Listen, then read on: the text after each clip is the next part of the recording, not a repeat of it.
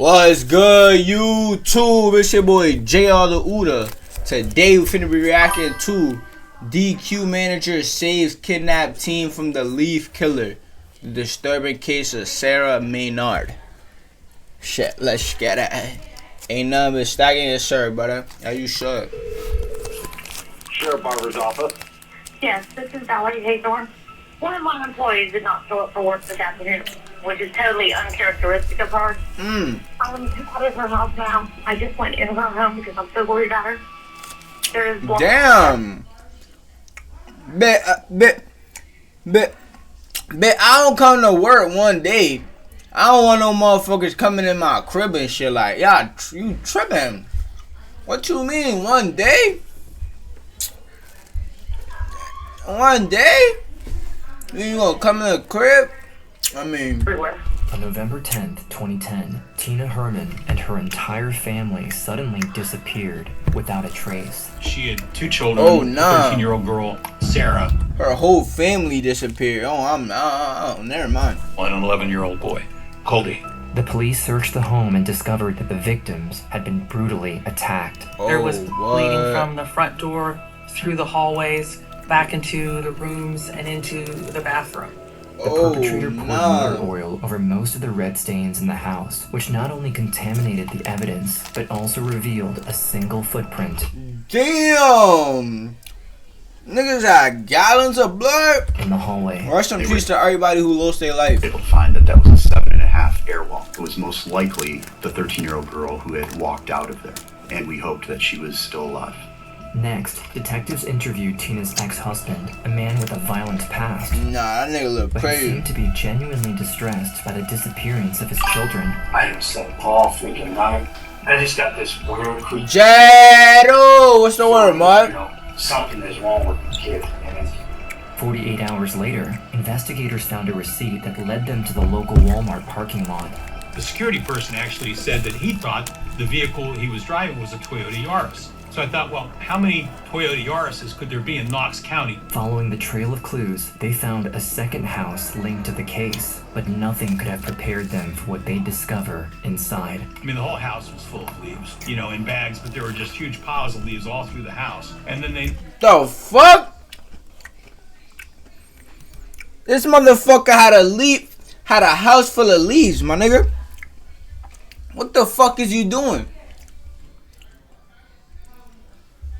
This nigga's bed is some leaves, gang. He got some pillow and some leaves. Nigga wipes his ass with leaves, my nigga. The fuck? noticed that there was a dresser pushed against the basement door, and it was only on removing that dresser and going down into the basement that they discovered Sarah. And I could hear Joe yelling, "They found her, she's alive, she's alive." In the remote community of Howard, Ohio, 13-year-old Sarah Maynard was coming home with her little brother, Cody. As she entered the house, she expected her dog or her mom to greet her, but instead was met with silence. She began removing her shoes and noticed something sticky under her sole. She saw a clot of blood as she turned it over. She took a step back away from Cody and witnessed an unsettling scene. As she turned her attention back to her little brother, she noticed his wide-opened eyes weren't focused on her, but rather fixed on something else, something behind her. Later that same day, Valerie... Oh, hell no. The nigga done smoked the family. And now he like Michael Myers behind them niggas. After school. Tina's manager at the local Dairy Queen grew concerned when she didn't show up for work. She tried calling Tina's phone, but it went straight to voicemail. The manager grew increasingly worried as the hours passed. She eventually tried to call Tina's emergency contact number, Stephanie Sprang, but again, received no answer. Damn. Finally, as the sun began to set, Valerie got in her car and drove to Tina's house to check on her. When So she ain't hear from her the whole day type shit. I ain't gonna lie, that is reasonable though. Like, if you talk to like somebody every day type shit, and they don't hit you back the whole day, some shit definitely happened. You feel me? arrived, she noticed that her Jeep wasn't in the driveway. The manager knocked on the door and got no answer. She had a bad feeling and knew something had to be done. The door was unlocked, so she took a look inside. What she saw prompted her to call the police immediately. Ty, what's the word, mud? Yes, this is Valerie Haythorne. It's the word, One of my gang. employees did not show up for work this afternoon, which is totally React to UPS. I already reacted to that. I ain't gonna lie, you fake late, my hottie. I've been chilling, mud. What about you? uncharacteristic of her. I'm out of her house now. I just went in her home because I'm so worried about her. There is blood everywhere. Oh no. Don't go back in the house. We begin tonight with a developing story, a mystery that grows stranger by the minute. An entire family just vanishes. As the search intensifies, so does the fear in this community. I think everyone's just kind of really scared that something like this could. Bless, brother. Yes, sir, bro. Keep God first. Everybody keep God first. To be difficult. There was forensic evidence in literally every room, and analysis had to be carried out in each of them. Drag marks from each of the rooms converged into the bathroom. Motor oil had also been poured all over the place. Detectives assumed this was done in an attempt to eventually set the scene on fire. Niggas say you fried them up, but I don't even smoke, Jello. Like, why you even talk? Like, why you watching me like that? That's why I want to know. Like, why you watching me like that, bro? Like, niggas want to throw bullets in your mouth. Like, calm down, bro. Or contaminate the evidence. On top of that, many footwear impressions were found on the floor. One was so accurate that they were able to not only identify the size, but also the brand. Right beside the door, heading outside, was an imprint of a small women's Niggas say you on my TV, so I see that shit in your face. sized airwalk, probably something a Ty, teenager what you would mean, wear. cat, This man? information led Agent Winterrich to think that Sarah had probably been kidnapped by the person behind the attack. We made our conclusion. Nah, I'm talking too much. Hold on. I'm talking too That much. was mostly. I'm gonna go back like 15 seconds. We know he smoked, but I don't smoke, gang. Stop doing that. That they were able to not only identify footwear impressions were found on the floor. One was so accurate that they were able to not only identify the size, but also the brand. Right beside the door, heading outside, was an imprint of a small women's-sized airwalk, probably something a teenager would wear. This information led Agent Winterrich to think that Sarah had probably been kidnapped by the person behind the attack. We made our. We get it now. We get it now. What you... But I don't, nigga. I go, yo, Ty.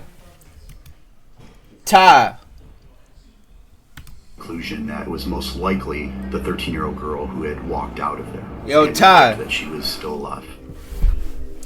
An entire family going missing in such a small town left the police dumbfounded. But even if the case was unusual, the clock was still ticking for Sarah, so the Knox County Police split their forces into 3 entities. The first group would stick to the department, gather as many relatives and friends of the victims as possible. Niggas will throw it in your fucking mouth, nigga. Niggas will throw it in your mouth, nigga. Possible, and conduct back-to-back interviews. Policemen, canine squads, and volunteers would search the fields, forests, and mountains across the area. Friends and neighbors scouring a wooded area looking for any sign of a missing family. The last group, the detectives, kept investigating the house and identified 4 different blood samples. Everything matched the family profiles, except one, which was later identified as Stephanie Springs, Tina's best friend. Back at the station, the officers interviewed Larry, the kid's estranged father. They once received a complaint of domestic violence against him in the past, so he was high on their list. I just got this weird, creepy feeling that, something is wrong with the kid. And I haven't slept all freaking night. Rest in peace. Rest in peace. Everybody in that crib lost their life, gang. Rest in peace. And this nigga, whoever did this shit is a leaf demon. This nigga sleeps with leaves. But the police couldn't identify any true motives on his part. On the other hand, they learned more about everybody but the kid. Everybody but the kid. But the kid who ran. I'm pretty sure. Don't think I forgot about that. Diddy Juice? Bo, Ty. Tina's recent breakup, which directed them toward another lead. Tina Herman was in a relationship with a man by the name of Greg Borders. a live-in boyfriend, that they had been living together in this house for some period of time. Greg was the last person to arrive at the scene after the incident, and also the last to show up for his interview. He said that he and Tina had a big fight the very same day she went missing, so the police decided to keep him close while they checked up on his alibi. Can you tell me a little bit about Tina? Yeah, I know we had problems, but I still love her. Well, why is Tina looking for an apartment? She was mad. She knew I was going to stay with my friend that night, and she thought maybe I was going to see a girl or do something. What day was it?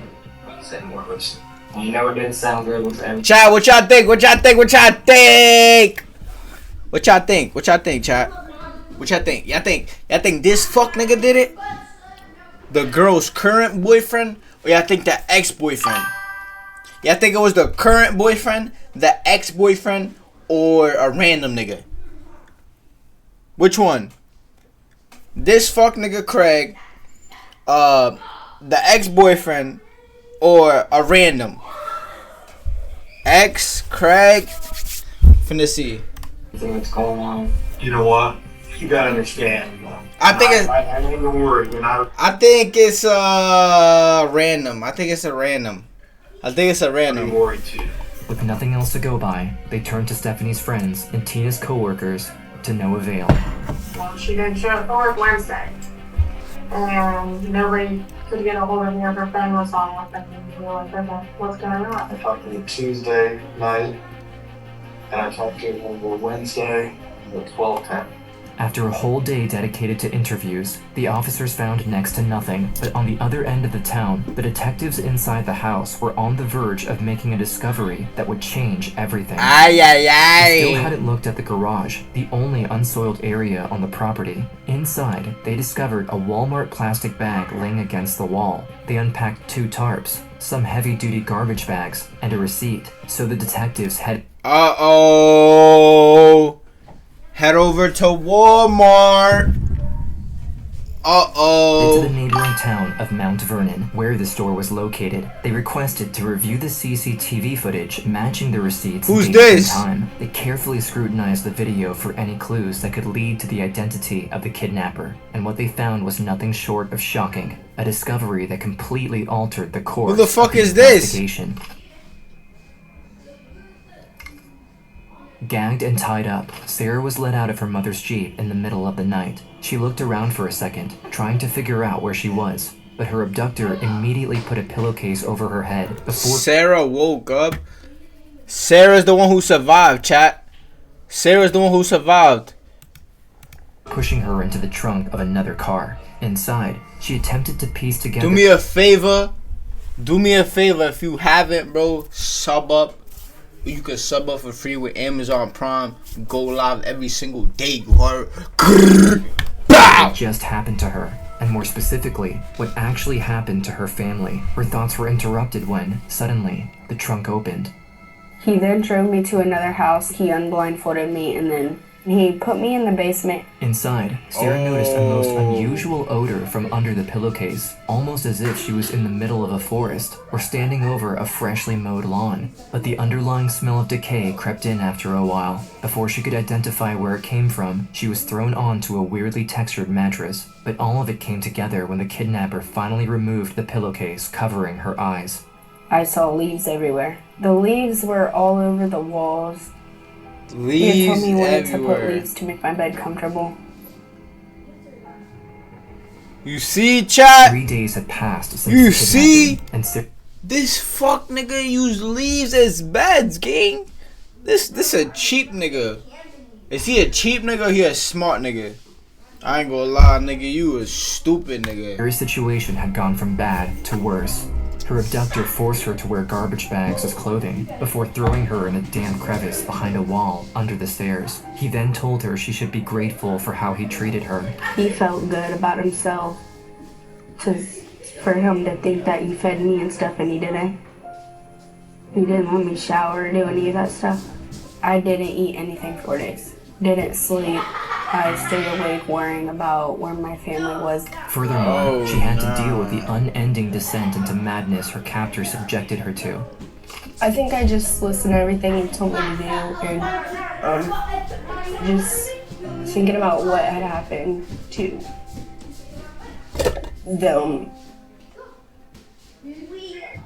and just staying strong. Damn. Back at the store, Nah, I wanna. CCTV footage didn't Who fit the did detective's this? original Who is this, chat? conclusions at all. This nigga has the McDonald's hairline. Instead of Who is someone this? either from Tina's or Stephanie's life, the video depicted what initially looked like a complete stranger. The security person actually said that he thought the vehicle he was driving was a Toyota Yaris. So I thought, well, how many Toyota Yaris's could there be in Knox County? And on the first page, the last one on the page was Matthew Hoffman. The police made a crucial discovery when they checked the suspect's driver's license. Matthew Hoffman's mother's address was registered as Apple Valley Drive, which was located a short walk away from Sarah's home, although he moved to the neighboring town of Mount Vermont since then. It's a random, chat. It's a random. They finally had a lead that could link him to Sarah's family. He looked very much like the subject in the video and was actually wearing the same shirt in his driver's license photo that he was wearing at the store. Nigga looks like a weirdo. I ain't gonna lie, he low-key look regular though. Armed with the information they gathered, the detectives obtained a warrant and raided Matthew Hoffman's house early in the morning. When they entered, they found him sleeping on the couch, surrounded by leaves. I mean, the whole house was full of leaves. He Sleeping on the couch around him was leaves. What a fucking goofy. What a goofy. GG's to you.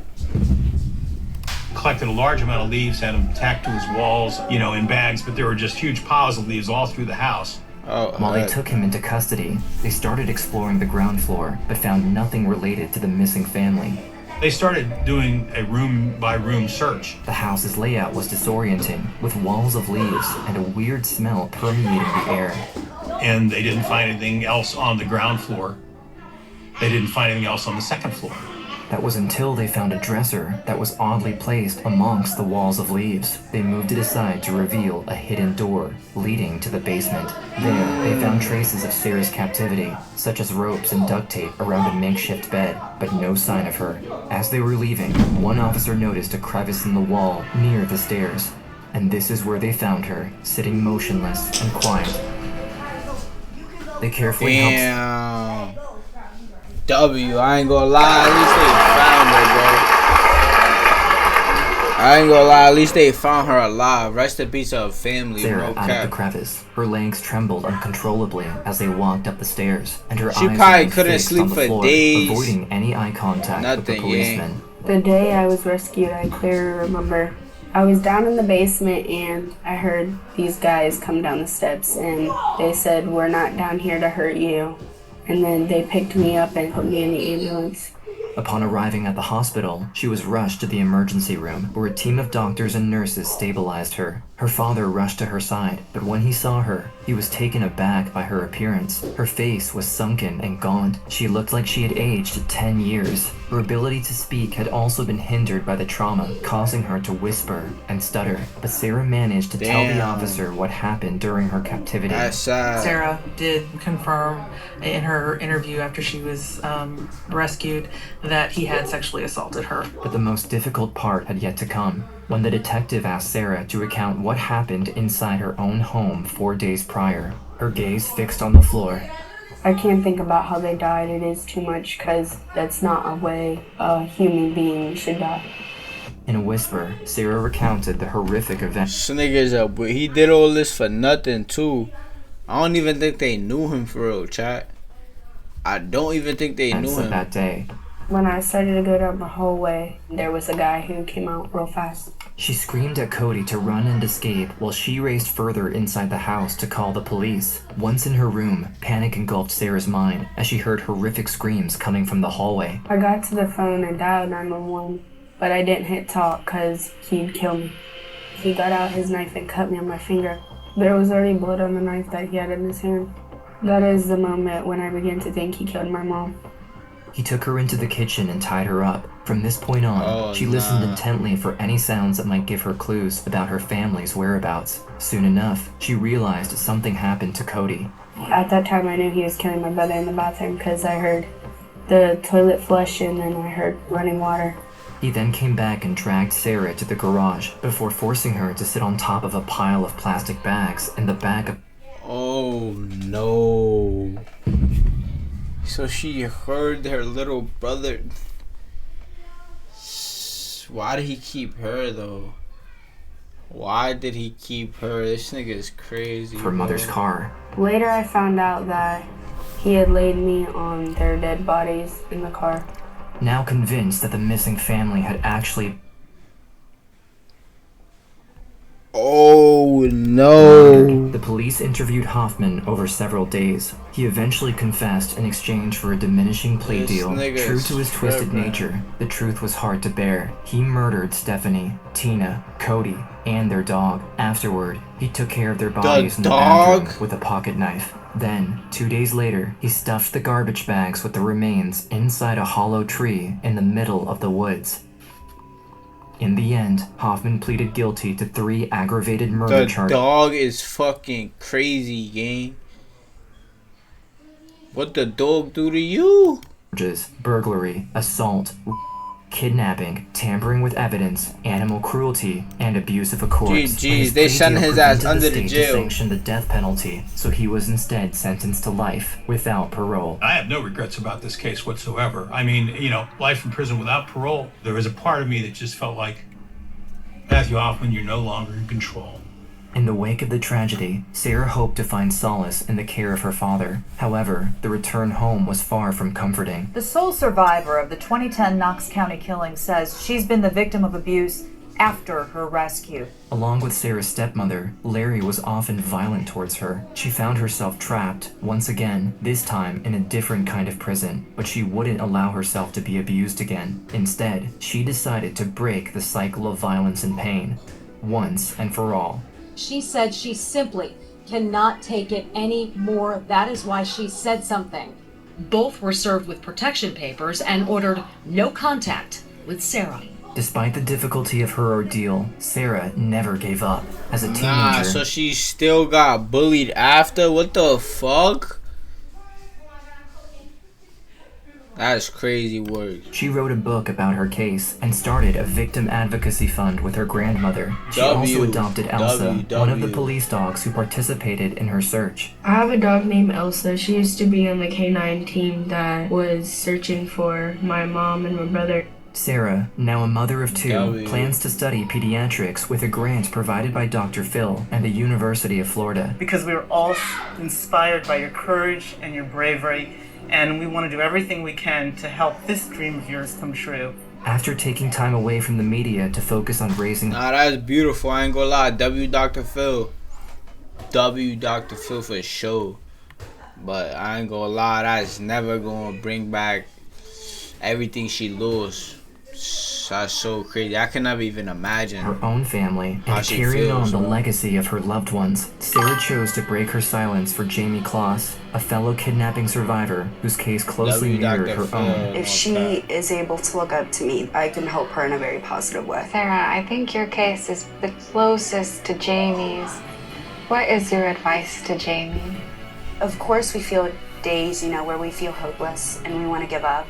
Of course, I'm sure all of us feel that way, but we can't. Despite her difficult past, she continues to move forward and embrace her journey as a survivor. It made me become a really strong woman.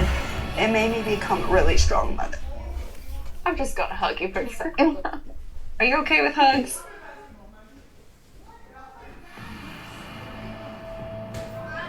Damn. Rest in peace to everybody who lost their life right here, bro. No cap. Rest in peace. But you too, man. If you like this video, do me a favor. Smash that like button. Sub up. Let me know what type of videos you want to see. Follow my Twitch, JrTheOota 0. We go live every single day. Rest in peace to everybody, man.